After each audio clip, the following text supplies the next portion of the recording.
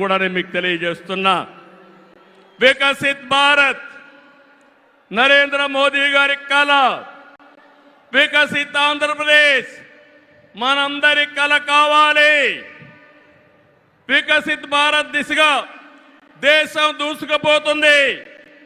ఈ ప్రయాణంలో వచ్చే అవకాశాల్ని అందిపుచ్చుకొని ఏపీ కూడా అభివృద్ధి చెందాలి.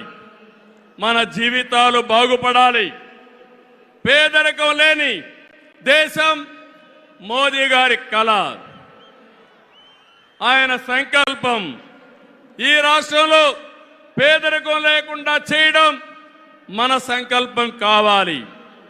అందుకే మనమందరం ఆయన ఆశయాలతో అనుసంధానం కావాల్సిన అవసరం ఉంది. ఒక విషయం ఇక్కడ చెప్పాలి. मोदी जी का संदेश है कि विकसित भारत के लिए यही समय है, सही समय है. నేను చెప్తున్నాను, मैं कहना चाहता हूं कि देश को सही समय में मोदी जी जैसा सही नेता मिला है. आपकी पूरी कोशिशों में हम आपके साथ रहेंगे, ये हमारा वादा है. నేను ఒకటే ఈరోజు చెప్తున్నాను, భారతదేశానికి ప్రపంచంలో గుర్తింపు తెచ్చిన వ్యక్తి నరేంద్ర మోదీ గారు. వికసిత్ భారత్ ద్వారా ప్రపంచంలోనే నెంబర్ 1 దేశంగా చేసే శక్తి, సామర్థ్యం ఒక్క నరేంద్ర మోదీ గారికే ఉందని మరొకసారి విజ్ఞప్తి చేస్తున్నా. అంతేకాదు, భారతీయులు మొత్తం ప్రపంచంలో ఒక శక్తివంతమైన జాతిగా తయారు చేయడం ఆయన ఆశయం ఇప్పటికే జరుగుతా ఉంది. భవిష్యత్తులో ఈ దేశాన్ని జీరో పావర్టీ నేషన్గా తయారు చేసే శక్తి కూడా వారికే ఉంది. దేశం దూసుకుపోతా ఉంది. రాష్ట్రంలో సమస్యలు ఉన్నాయి. 2014 విభజన తర్వాత సవాళ్ళని, సమస్యల్ని అధిగమించాం. నవ్యాంధ్ర కోసం ముందుకు పోయాం. ఎన్డీఏలో భాగస్వామిగా కేంద్ర ప్రభుత్వం రాష్ట్రంలో అనేక కార్యక్రమాలు చేశాం. ఆ రోజు మీరు ఒక్కసారి చూస్తే 11 జాతీయ విద్యా సంస్థల్ని కేంద్ర సహకారంతో ఇక్కడ నిలబెట్టాం. మోదీ గారి చేతుల మీదుగా అమరావతిని నిర్మాణం కోసం చేశాం. అదే గాని ఈరోజు పూర్తయి ఉంటే దేశంలో ఒక బ్రహ్మాండమైన నగరంగా అమరావతి తయారయ్యేది. 3 ముక్కలాటతో అమరావతిని నాశనం చేసి భ్రష్టు పట్టించిన వ్యక్తి ఈ Jaganmohan Reddy.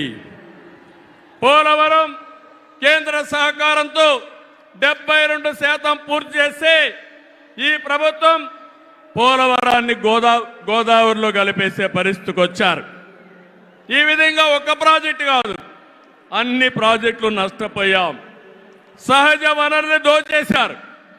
Land, sand, wine, mine అన్నిట్లో వేల కోట్ల రూపాయలు దోపిడీ చేశారు.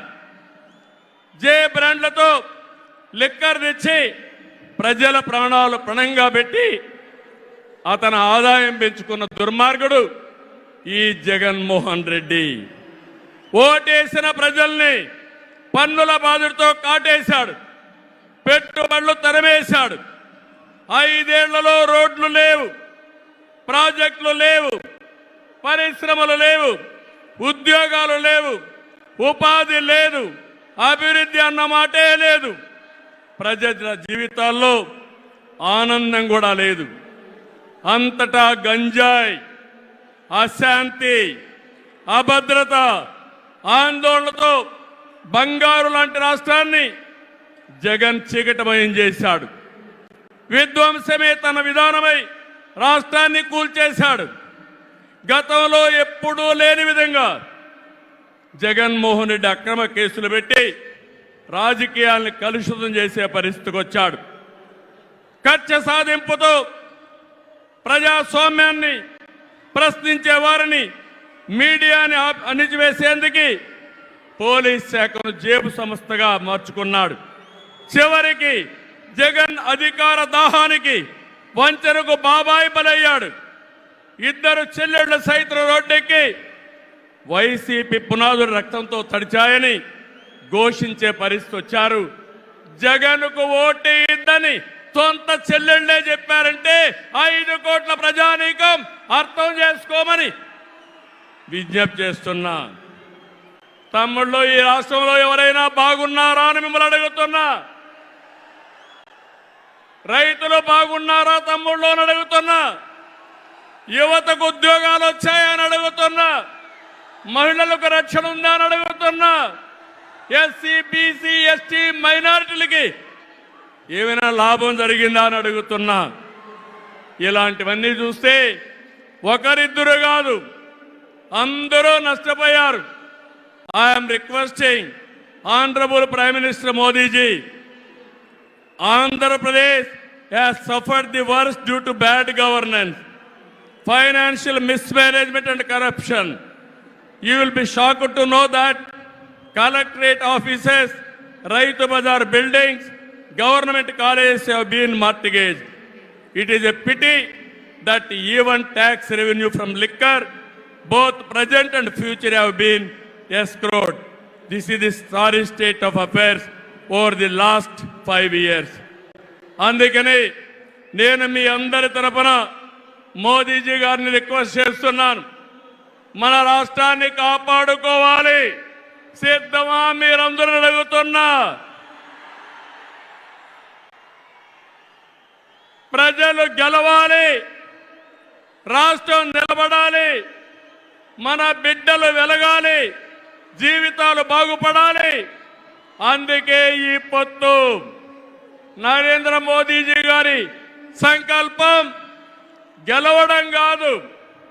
నిన్ననే ఎన్నికల శంఖారావం మోగింది, ప్రజల్లో ఉత్సాహం పెరిగింది. దేశంలో ఎన్డీఏకి 400+ సీట్లు వస్తాయి. అదే మరిగా ఆంధ్రప్రదేశ్ లో 25కు 25 గెలిపించే బాధ్యత మీదే. సిద్ధమా అని మిమ్మల్ని అడుగుతున్నా. అది చేసి ఈ రాష్ట్ర పునర్నిర్మాణం చేసుకోవాలి.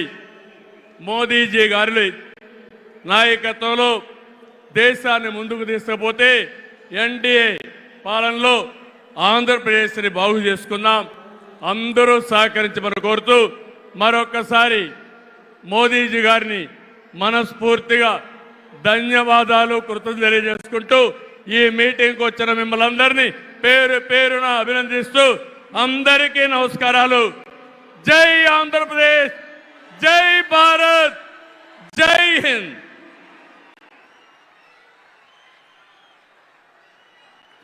ధన్యవాదాలు సార్. దేశ విదేశాలలో భారతదేశ గౌరవాన్ని ఇనుమడింపజేస్తూ దేశ సేవకు, ప్రజా సంక్షేమానికి జీవితాన్ని అంకితం చేస్తూ అవినీతి రహిత పాలన, సుస్థిరమైన పాలన, దృఢ నిర్ణయాలు తీసుకోగల సత్తా కలిగిన మన ప్రియతమ ప్రధాని గౌరవ శ్రీ నరేంద్ర మోడీ గారిని తమ అమూల్యమైన సందేశాన్ని అందించవలసిందిగా అభ్యర్థిస్తున్నాను.